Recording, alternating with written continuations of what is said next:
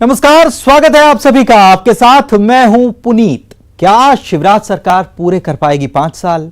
क्या कांग्रेस फिर लौटेगी सत्ता में? क्या होगा बीजेपी में सिंधिया का हाल? 24 सीटों पर होने वाले उपचुनाव के नतीजे लिखेंगे सूबे की तकदीर। चुनाव की तारीखों का ऐलान भले ही ना हुआ हो, लेकिन सियासत शुरू हो चुकी है।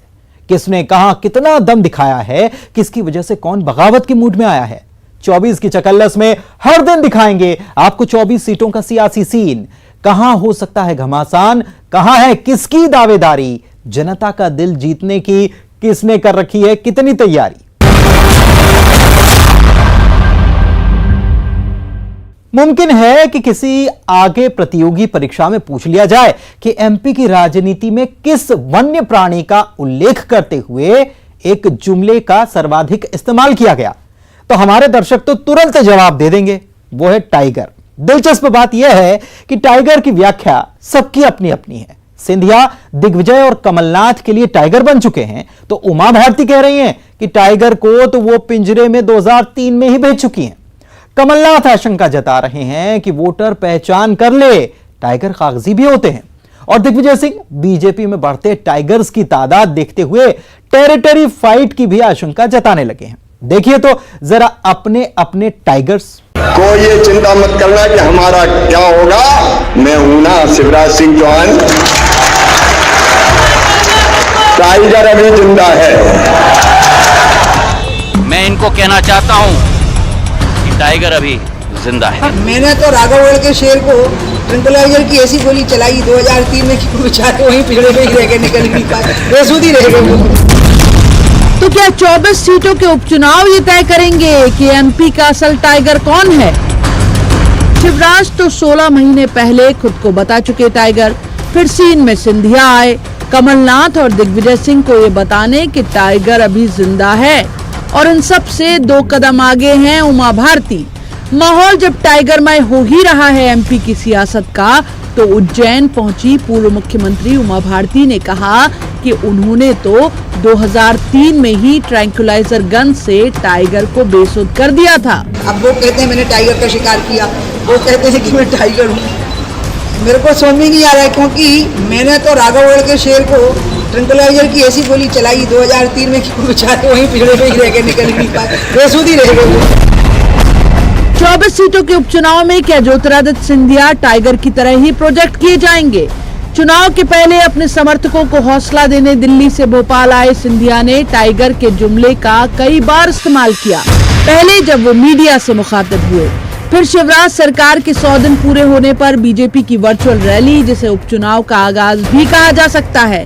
इस रैली में भी अपने संबोधन के दौरान कमलनाथ और दिग्विजय का इशारा करते हुए सिंधिया ने फिर दोहराया कि टाइगर अभी जिंदा है।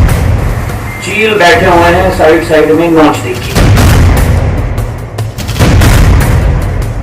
नोचा जाता है उसी को जिसमें कोई अच्छाई हो, तो मुझे कोई कठिनाई नहीं, नोचो मुझे जितना भी नोचो। लेकिन कल भी मैंने कहा था, आज नहीं कहता हूं, टाइगर जिंदा है। दिग्विजय सिंह ने तो यहाँ तक कह दिया कि हम ज्योतिरादित्य सिंधिया के पिता के साथ शेर का शिकार किया करते थे। शेर का ये कैरेक्टर रहता है कि एक जंगल में एक ही शेर रहता है, और इस मंत्रिमंडल के गठन के बाद तो कई भाजपा के अंदर नेता जो छूट गए वो सब शेर बने हुए हैं आजकल। कमलनाथ ने कागजी शेर की संज्ञा दी और ये भी बता दिया कि जिस तरह से रेस के घोड़े और शादी के घोड़े में फर्क होता है, उसी तरह से टाइगर की भी कई किस्में होती हैं। अपने देश में भी तरह तरह के घोड़े भी होते हैं। एक शादी का घोड़ा होता है, दूसरा सजा के नाचने जाता है शादी में, एक रेस का घोड़ा होता है। तो इस प्रकार के कई टाइगर भी होते हैं। एमपी में टाइगर का ये जुमला चुनाव में क्या रंग दिखाएगा? बाकी इतना तय मानिए कि 24 सीटों पर जो जीत दिलाएगा, असल टाइगर का टाइटल तो उसी के हिस्से आएगा। उज्जैन में आनंद निगम के साथ bureau report, news 18 Madhya Pradesh, Chhattisgarh.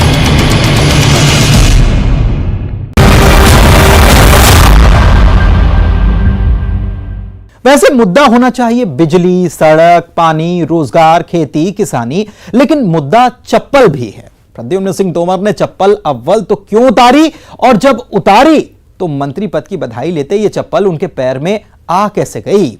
उलझिए मत। मंत्री प्रद्युम्न सिंह तोमर ने जनता के कार्यों के लिए चप्पल का त्याग कर दिया था, लेकिन मंत्री बनने के साथ ही उनकी बधाई लेते हुए चप्पल के साथ तस्वीर वायरल हो गई।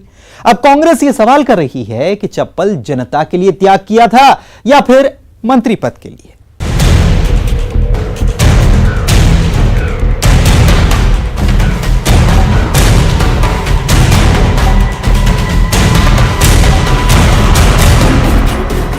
चाहे वो गुदड़ी हो, चाहे वो नूरगंज हो, चाहे वो रमठापुरा हो, इन क्षेत्रों में जो पानी की समस्या है उसका निदान होने तक ये सेवक जनता का चप्पल नहीं पहन रहा है। पहली तस्वीर में चप्पल के बगैर हैं और दूसरी तस्वीर में चप्पल पहने हुए हैं पांव मंत्री प्रद्युम्न सिंह तोमर के। सिंधिया समर्थक बीजेपी मंत्री हमेशा चरणों से ही ख्याति पाते हैं। याद कीजिए, पहले ज्योतिरादित्य सिंधिया के चरणों में शरणागत होकर चर्चा में आए थे। अब चर्चा ये है कि उपचुनाव में जनता के मुद्दों को लेकर चप्पल छोड़ देने वाले प्रद्युम्न सिंह तोमर के पैरों में अचानक चप्पल आई कहां से? सवाल जितना चप्पल को लेकर नहीं, उतना इस बात पर है कि चप्पलें छोड़ी किस लिए गई थी।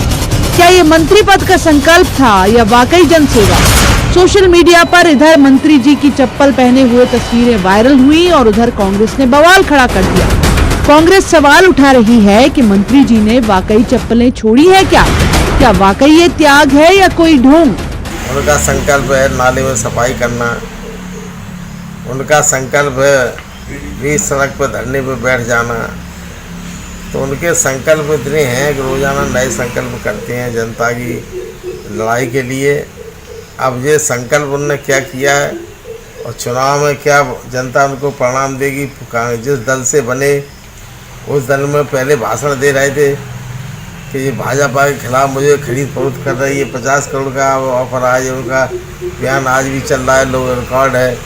प्रद्युम्न सिंह तोमर उन्होंने जो है अभी कुछ दिनों पहले जनता को जब तक पानी ना मिले इसके लिए उन्होंने जो है चप्पलें छोड़ दी थी, लेकिन मंत्री बनते ही वो चप्पलें पहनने लगे। तो अब ये उन्हें बताना चाहिए जनता को कि जनता के पानी के लिए उन्होंने चप्पलें छोड़ी थी या अपने खुद के मंत्री बनने के लिए चप्पलें छोड़ी थी। ये जो स्वांग है, और जैसे ही जनता ने ये उन्हें याद दिलाया कि पानी के लिए आपने चप्पलें छोड़ी थी, तो फिर से जो है नंगे पैर घूमना शुरू कर दिया। अब वो ऐलान भी सुन लीजिए। प्रद्युम्न सिंह तोमर ने चप्पल छोड़ देने का ये ऐलान किया क्यों? 2018 में उन्होंने अपने विधानसभा क्षेत्र में हजीरा, 4 शहर का नाका, किला गेट और मलगढ़ा की सड़कें बनवाने का वादा किया था।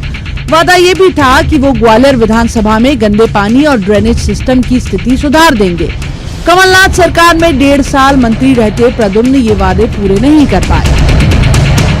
उपचुनाव के पहले मंत्री जी को फिक्र लगी कि ये अधूरे काम उनकी मुश्किल बढ़ा सकते हैं, तो चप्पलों का त्याग किया और ऐलान किया कि अब पैरों में चप्पलें तभी आएंगी जब ये सारे अधूरे काम पूरे हो जाएंगे।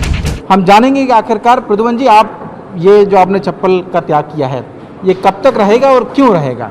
देखिए, बड़ा साफ है कि जिन ग्वालियर के लोगों के अधिकार हैं उनको सुरक्षित रखने का कर्तव्य वहाँ के जनप्रतिनिधि का होता है। जब मैं चुनाव लड़ने से पहले 21 बार जेल गया, जिन समस्याओं के लिए मैं लड़ रहा था उनका समाधान का जब दायित्व हमें मिला तो इस प्रदेश के उस समय के तत्कालीन मुख्यमंत्री कमलनाथ जी ने वो धनराशि वो विकास के लिए देने से मना कर दिया, जिससे ग्वालियर की जनता को गंदे पानी और पीने की पानी की समस्या से जूझ रहा था, उस समाधान करने में मैं अपने आप को असमर्थ पाया। तो उसकी सुरक्षा के लिए हमने कुर्सी छोड़ना मंजूर किया और मैदान में आए। आज मैं बड़े गर्व के साथ कह सकता हूं कि जो हम 1-1 लाख 1-1 करोड़ रुपए की विकास धनराशि बजट के लिए विकास के लिए चाहते थे, नहीं मिलती थी। आज देखिए, ग्वालियर को 10 करोड़ रुपए स्टेडियम के लिए मिला, 6 करोड़ रुपए मनोरंजनालय का जो पार्क है उसको विकसित करने के लिए मिला, आपको 25 करोड़ रुपए ग्वालियर के नगर निगम की सड़कों को ठीक करने के लिए दिया गया, पीडब्ल्यूडी से 35 करोड़ रुपए की लागत से रोड ठीक करने के लिए दिए गए। अब तो सब कुछ मिल गया, अब तो आप मंत्री भी बन गए हैं दोबारा से, तो अब चप्पल लमका दोबारा से कब पहन लेंगे? नहीं, अभी चप्पल पहनने का जो 30 से 40% जो हमारा भी पानी की समस्या है उसका निराकरण होना जरूरी है, वो करूंगा तो अपने आप चप्पल धारण करूंगा। तो चुनाव की चौसर पर तो हर बात मुद्दा है, फिर वो चप्पलें ही क्यों ना हो। मंत्री पद की बधाई लेते हुए चप्पल पहने हैं मंत्री जी। बात चप्पलों से निकली और यहाँ तक पहुँची है कि कहीं चरण पादुकाएं छोड़ देने का मंत्री पद से तो कोई कनेक्शन नहीं है। त्याग जनता के लिए था या सत्ता के लिए? यूं भी 24 सीटों पर यही मुद्दा हावी रहने वाला है कि पिछली सरकार में मंत्री पद सिंधिया के लिए समर्पण था, सौदा था या वाकई जनता के लिए त्याग। Bureau report, news 18 Madhya Pradesh Chhattisgarh.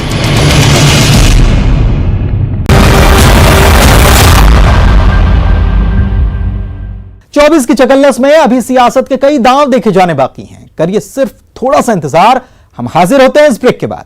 Sanwer का सवाल और बवाल सोशल मीडिया पर। सवाल एक वोटर ने उठाया था, मंत्री तुलसी सिलावट से बड़े फिल्मी अंदाज में पूछ लिया था, सरकार गिरा के आपको मिला क्या मंत्री जी? सवाल पर समर्थक आग बबूला हुए और बात थाने तक पहुंच गई।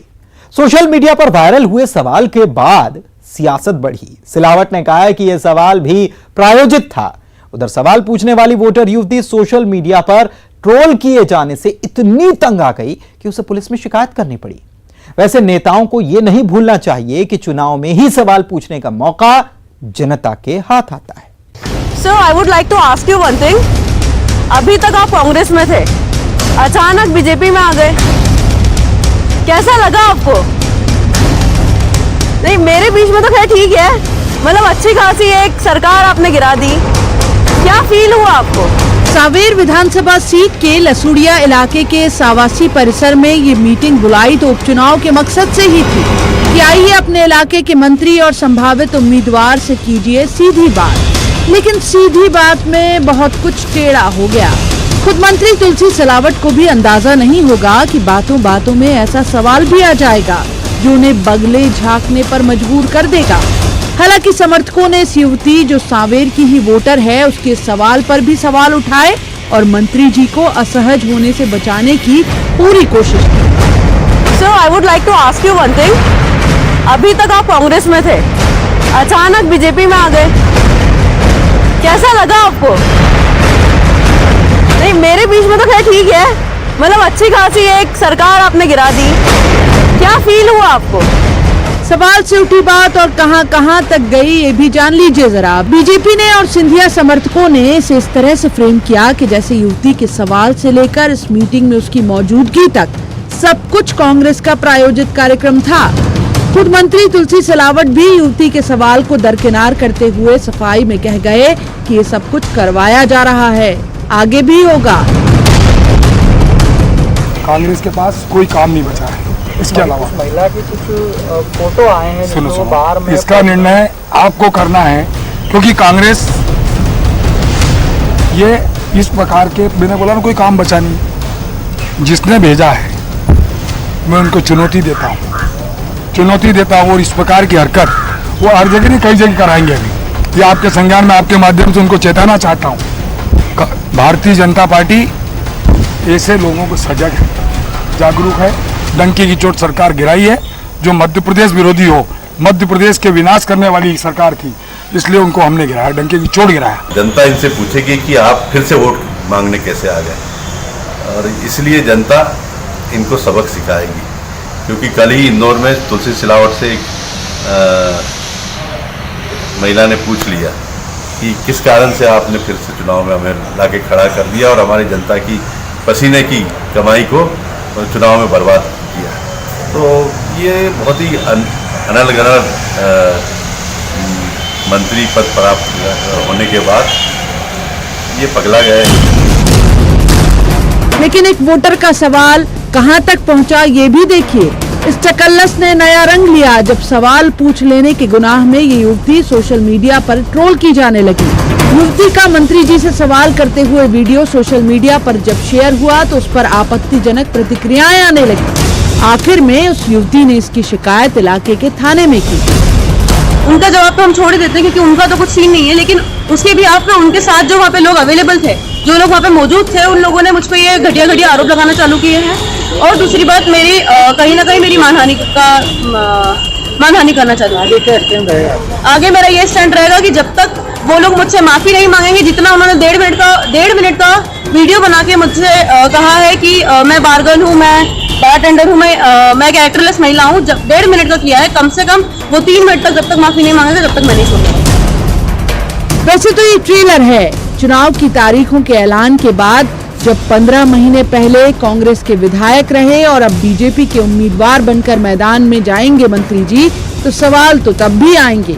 लोकतंत्र में वोटर के हाथ चुनाव का ही तो मौका होता है सवाल पूछने का।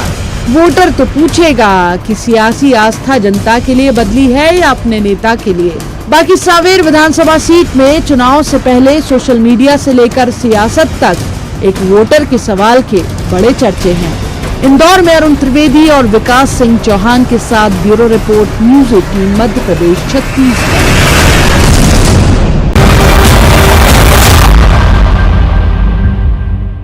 पौड़ी विधानसभा सीट पर चुनाव से पहले भक्ति की गंगा बह निकली है। नहीं साहब, वोटर में आस्था और भक्ति नहीं, भक्ति अपने भगवान की। पौड़ी से संभावित बीजेपी उम्मीदवार सुरेश धाकड़ उर्फ रथखेड़ा ने मंत्री पद की शपथ लेते हुए जो पहला बयान मीडिया में दिया वो ये कि सिंधिया कृष्ण है और शिवराज अर्जुन। उधर कांग्रेस ने चुटकी ली कि वोटर को समय रहते बता दिया गया कि इनके लिए जनता जनार्दन नहीं है।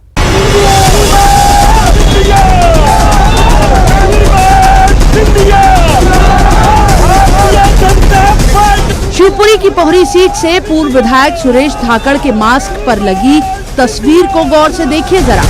मास्क पर लगी 2 तस्वीरें उपचुनाव वाली ज्यादातर सीटों की तस्वीर साफ कर देती हैं। एक तरफ इसमें ज्योतिरादित्य सिंधिया छपे हैं, दूसरी तरफ कमल का फूल, यानी वोटर को सीधा संदेश कि ज्योतिरादित्य सिंधिया के चेहरे पर ही होगा उपचुनाव और मुहर कमल निशान पर ही लगेगी। बाकी बगैर चुनाव जीते जिनकी बदौलत मंत्री बन गए, पोहरी से बीजेपी के संभावित उम्मीदवार सुरेश धाकड़ की जुबान पर फिर उनका ही गुणगान तो होना ही था। तो सत्ता मिली, भक्ति का रंग ऐसा चढ़ा कि कृष्ण बन गए सिंधिया। तो मैं जानता नहीं, हमारे इस समय मध्य प्रदेश के नेता आदरणीय लोकप्रिय मुख्यमंत्री शिवराज सिंह जी है। केंद्रीय नेता मेरे लोकप्रिय हम सबके राष्ट्रीय नेता है ज्योतिरादित्य सिंधिया जी है, और सिंधिया जी कृष्ण है, शिवराज सिंह अर्जुन है, और जो दोनों मिलकर जिसका रथ चलाएंगे उसको कोई रोकने वाला। कांग्रेस सुरेश धाकड़ के इस भक्ति का भावार्थ बीजेपी में बढ़ती गुटबाजी से लगा रही है। कांग्रेस की दलील है कि सिंधिया समर्थक भाजपाई कभी बीजेपी का हिस्सा नहीं बन पाएंगे, इनके कृष्ण हमेशा सिंधिया ही रहेंगे। बिना किसी कारण के पैसा लेके खरीद फरोख्त करके 1.5 साल में चुनाव रोकने का जो कुकृत्य किया है, गलत कृत्य किया है, और जनता इनसे पूछेगी कि आप फिर से वोट मांगने कैसे आ गए, और इसलिए जनता इनको सबक सिखाएगी। क्योंकि कल ही इंदौर में तुलसी सिलावट से एक महिला ने पूछ लिया कि किस कारण से आपने फिर से चुनाव में हमें लाके खड़ा कर दिया और हमारी जनता की पसीने की कमाई को चुनाव में बर्बाद किया। शिवपुरी की पोहरी सीट से सुरेश धाकड़ की उम्मीदवारी तय है, लिहाजा उन्होंने बगैर देर लगाए जनसंपर्क भी शुरू कर दिया है। शिवराज को अर्जुन और ज्योतिरादित्य सिंधिया को कृष्ण बता रहे सुरेश धाकड़ दोनों नावों को भी संभाल रहे हैं। हालांकि पिछले चुनाव के वोट प्रतिशत से देखें तो सुरेश धाकड़ इलाके के सबसे मजबूत नेता के तौर पर उभरते हैं। उन्होंने पिछले चुनाव में 60,000 से ज्यादा मतों से जीत हासिल की। ये पोहरी की जनता तय करेगी। हमने तो जो कर सकती थी भारतीय जनता पार्टी, उसने सुरेश धाकड़ के लिए करके दिया है। पार्टी आगे क्षेत्र का विकास कैसा चाहती है, मैंने कहा कि सरकार चलाने का चुनाव है, बनाने का नहीं है। बन तो चुकी सरकार, और इसलिए वो विकास चाहते होंगे तो निश्चित रूप से सुरेश धाकड़। लेकिन इस बार कांग्रेस उनके खिलाफ सत्ता के लिए पाला बदलने का आरोप लगा रही है। अगर ये असर डालता है तो तस्वीर उलट भी सकती है। दूसरा, इस इलाके में बीएसपी बड़ी चुनौती है। बीएसपी के हरिवल्लभ शुक्ला बीते चुनाव में इस सीट से दूसरे नंबर पर रहे थे। तीसरा सबसे जरूरी मुद्दा, बीजेपी 2018 के विधानसभा चुनाव में यहां तीसरे नंबर पर थी। बीजेपी के लिए वोटर की इस नाराजगी को पलट पाना सुरेश धाकड़ के सामने सबसे बड़ी चुनौती होगी। मध्य प्रदेश के हाल ही में किए गए मंत्रिमंडल विस्तार में पोहरी के पूर्व विधायक सुरेश राठखेड़ा को राज्य मंत्री बनाया गया है। राज्य मंत्री बनाए जाने के बाद अपने पहले शिवपुरी जिले के दौरे पर उन्होंने मीडिया से बात करते हुए जहां एक और पूर्व केंद्रीय मंत्री ज्योतिरादित्य सिंधिया को कृष्ण की संज्ञा दी, वहीं मुख्यमंत्री शिवराज सिंह को अर्जुन बताया। सुरेश राठखेड़ा के इस बयान के कई मायने लगाए जा रहे हैं, जहां एक और कांग्रेस को सुरेश राठखेड़ा से के बयान से बैठे बिठाए एक मुद्दा हाथ लग गया है, वहीं भाजपा सुरेश राठखेड़ा के बचाव में आ खड़ी हुई है। इसी के साथ आज के लिए बस इतना ही। हमारी पूरी टीम को दीजिए इजाजत। नमस्कार।